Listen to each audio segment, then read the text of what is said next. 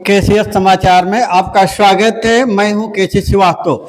दोस्तों, एक ऐसी स्थिति देश के अंदर उत्पन्न हो गई है जिससे हर नागरिक देश का हतप्रभ है। वो है बेसिक शिक्षा विभाग के शिक्षकों का मामला।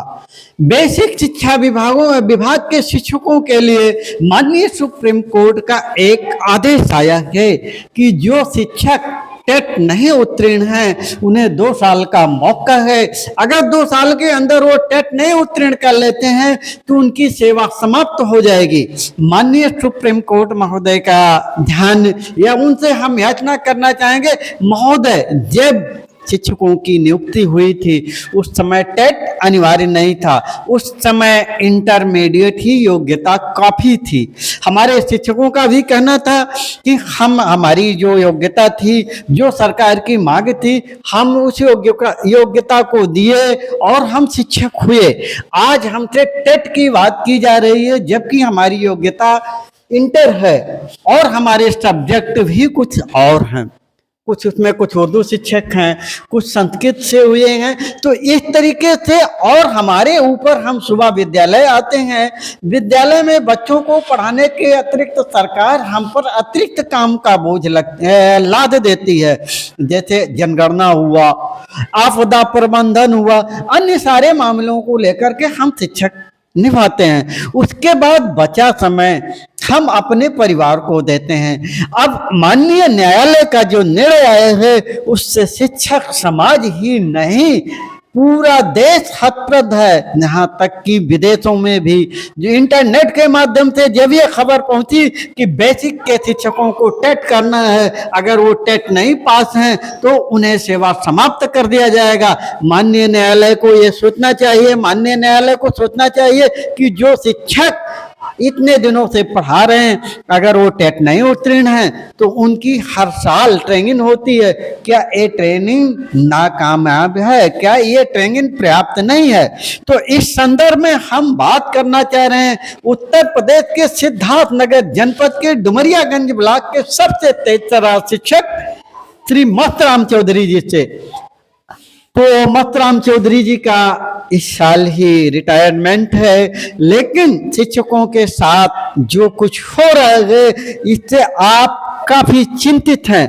तो हम बात करना चाहेंगे उत्तर प्रदेशीय पूर्व माध्यमिक शिक्षक संघ शाखा सिद्धार्थनगर के मस्तराम चौधरी जी, आप कोषाध्यक्ष हैं और 1 सितंबर को जो माननीय न्यायालय का आदेश आया है काफी हतप्रभ हैं और क्या कहना चाहते हैं।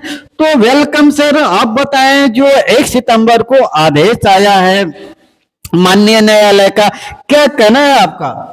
कहना इस विषय में हमको ये है कि जब सरकार को इसमें विचार करना चाहिए था। जब हमारी यहाँ अदालत की बात है, अदालत को इसमें विचार करना था और अदालत को गुमराह करके ये निर्णय लिया गया सरकार के द्वारा, जबकि ये नहीं होना था। इसमें योग्यता, जब पहले योग्यता इंटर थी, इंटर बेस पे हम लोगों की योग्यता पे हम लोगों का नियुक्ति हुआ। फिर 2009 में शिक्षा अधिकार अधिनियम आया, उसमें टेट क्वालिफाई अध्यापकों को रखने के अब नियम आ गया, उसमें रखा गया। अब बात ये आती है कि जब हम इंटर पास हैं, हाई स्कूल पास हैं, तो पहले टेट के लिए क्वालिफिकेशन तो हमारी ग्रेजुएशन होनी चाहिए। हम ग्रेजुएट नहीं हैं, तो हम कब ग्रेजुएट करेंगे, कब हम टेट क्वालिफाई करेंगे, जबकि समय 2 साल का है। 2 साल के अंदर ना हमारा ग्रेजुएशन होगा, जब ग्रेजुएशन नहीं होगा तो हम टेट के लिए क्वालिफाइड नहीं हो पाएंगे। तो इस पे सरकार ने जो निर्णय कोर्ट ने दिया, ये गुमराह करके निर्णय लिया गया है। इस पे हम लोग, हमारा पूरा संगठन, जो भी संगठन हमारे देश प्रदेश में चल रहे हैं, सभी संगठन इसका विरोध कर रहे हैं। और इसमें एक चीज़ थोड़ा सा हमको प्रॉब्लम दिख रही है कि मुद्दा एक है, सारे मुद्दे केवल टेट को लेके हैं। तो इसमें जितने भी संगठन हैं देश प्रदेश में, सबको एकजुट होकर के एक मंच पे आकर के इसका पुरजोर विरोध करना है। कोर्ट जाना है, कोर्ट जाइए, लेकिन सब एक साथ होकर के जाएं। ये बहुत अच्छी बात आदरणीय जी ने कही है कि मुद्दा एक है, बहुत सारे शिक्षक संगठन अलग अलग जा रहे हैं। मुद्दा एक है, अलग अलग राज्य जा रहे हैं, जबकि 28 राज्य 9 केंद्र शासित राज्य हैं, लेकिन आज की डेट तक सिर्फ 3 राज्यों ने दिया है। तमिलनाडु सरकार अभी तक, आज के खबर प्रसारित होने तक, तमिलनाडु सरकार ने खुद ही कोई याचिका नहीं दायर की है। तो इस तरीके से अपने चैनल के माध्यम से ऐसे लोगों को हम कहना चाहते हैं कि आप अभी समय है, बहुत मामूली समय है, इस पर विचार कर लीजिए। याचिका शिक्षक संगठनों का पूरे प्रदेश से एक जाना चाहिए और हो सके तो पूरे देश से एक जाना चाहिए। तो माननीय महतराम चौधरी जी का जो संदेश है वो शिक्षक समाज के लिए छोटा संदेश नहीं है, एक बहुत बड़ा संदेश है।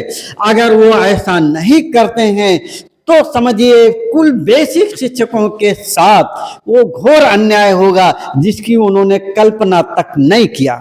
अब हम बात करना चाहेंगे, क्या आप इस मुद्दे को जो जिस तरीके से तमाम शिक्षक संगठन अलग अलग बैनर लेकर के, अलग अलग झंडे को लेकर के जा रहे हैं, तो क्या ये अदालत के लिए अदालत क्या सोचेगी इस पर?